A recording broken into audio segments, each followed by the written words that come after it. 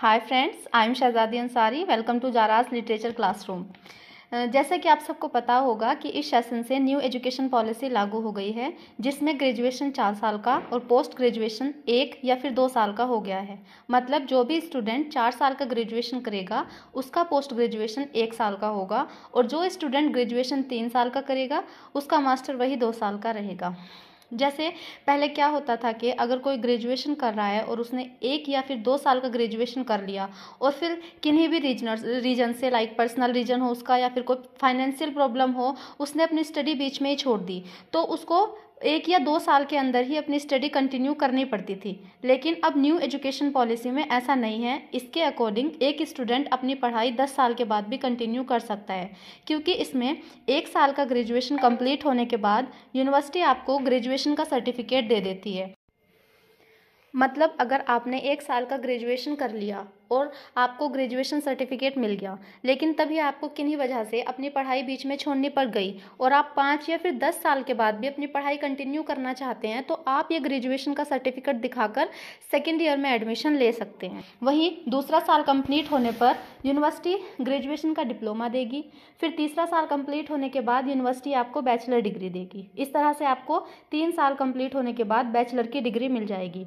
अब अगर किसी स्टूडेंट को एमए यानी पोस्ट ग्रेजुएशन करना है तो उसको ग्रेजुएशन 4 साल की करनी पड़ेगी, जिसको पूरा करने के बाद यूनिवर्सिटी आपको रिसर्च बैचलर डिग्री देगी। उसके बाद आपका एमए सिर्फ 1 साल का हो जाएगा। लेकिन अगर कोई पोस्ट ग्रेजुएशन नहीं करना चाह रहा है, मतलब किसी गवर्नमेंट जॉब की तैयारी करना चाह रहा है, like UPSC, UK triple SC, group D और ऑल एनी वनडे एग्ज़ाम, तो वह सिर्फ 3 साल की ही ग्रेजुएशन करके छोड़ सकता है। मतलब वो अपनी बैचलर डिग्री लेकर छोड़ सकता है। So this is all about NEP 2020। सो ये छोटी सी जानकारी एनईपी 2020 के बारे में मैंने आपको बताई है, जिससे कि आपको मेरी आज की वीडियो समझ आ जाए। So friends, let's come to the point. जैसे कि अभी मैंने आपको बताया है कि इस सेशन से एनईपी लागू हो गई है, तो एचएनडी गढ़वाल यूनिवर्सिटी ने अपना ग्रेजुएशन का सिलेबस बिल्कुल चेंज कर दिया है।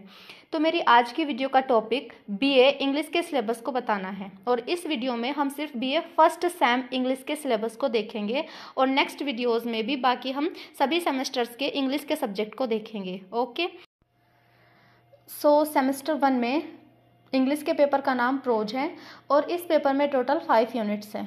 यूनिट फर्स्ट में क्या दिया है उन्होंने, introduction to literary prose and prose devices, और इस यूनिट को भी उन्होंने फिर 2 पार्ट्स में डिवाइड किया है, ए एंड बी। ए में आपको क्या करना है, essays and its type and form, means आपको ऐसे की डेफिनेशन और इसके टाइप्स और इसकी कितनी फॉर्म है, ये सब आपको पढ़ना है। देन बी जो आपका पोर्शन है उसमें प्रोज लिटरेरी डिवाइसेस उन्होंने पूछी है, like aphorism, diction, humour, pathos, anecdote, imagery, analogy, ये सब उन्होंने लिटरेरी डिवाइसेस को पूछा है। देन उन्होंने यूनिट सेकेंड में 4 ऐसे उन्होंने दिए हैं डिफरेंट एसेइस्ट के, लाइक नंबर 1 फ्रांसिस बेकन है, जिनका बहुत फेमस ऐसे है ऑफ लव। फिर जोसेफ एडिसन का एक और ऐसे है, sir Roger at church. Then third में उन्होंने पूछा है रिचार्ड स्टील का एक essay, the art of conversation. फिर सैमुअल जॉनसन का ऐसे है, प्रेज ऑफ सॉलिट्यूड। फिर यूनिट थर्ड में ओलिवर गोल्ड स्मिथ का ऐसे है, नेशनल प्रेजुडाइसिस। चार्ल्स लैम का ऐसे है, dream children a reverie, and R L. Stevenson का ऐसे है, ई.एल. डोरेडो। फिर यूनिट फोर्थ में उन्होंने पूछा है A G. Gardiner on saying please, and Robert Lynd का अ डिसअपॉइंटेड मैन। फिर यूनिट फिफ्थ में जो कि लास्ट यूनिट है, उसमें एम.के. गांधी का एट स्कूल उन्होंने पूछा है। Then S. राधाकृष्णन का द वर्ल्ड कम्युनिटी, और फिर आर.के. नारायण का अ स्नेक इन द ग्रास।